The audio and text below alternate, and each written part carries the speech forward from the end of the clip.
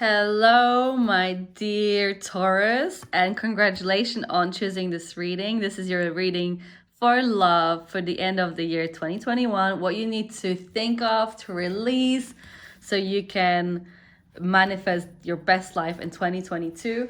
Listen, there is some karmic stuff you need to get through by the end of this year in your love life. And it seems like there has been some conflict, perhaps fighting, some weird relationships, something you must work through, and it's not necessarily something you did in this life. This is something you might have agreed on in your past life, so you can actually allow your soul to grow. And we only grow actually through really intense experiences. This is something we actually agree on before we come here, whether you want to know it or not. So and actually, just so you know, this card has been popping up for so many of my clients in the last week.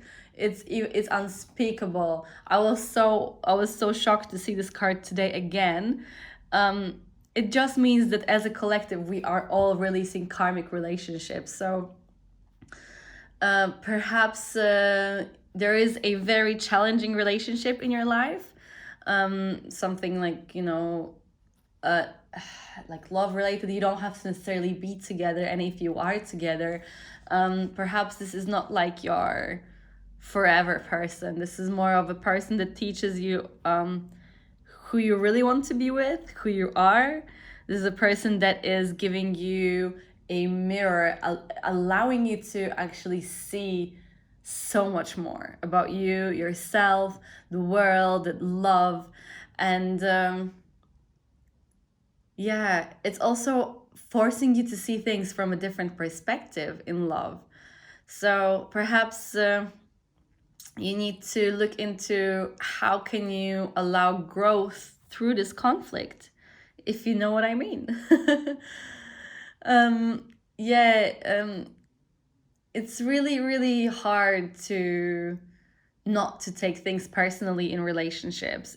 I know it's very touchy and it does invite a space for conflict, but if you try and see other people as just as innocent as you think you are, then you'll know it's not very personal, and we actually just grow through this. So there is a message for you in this whole situation that you found yourself in.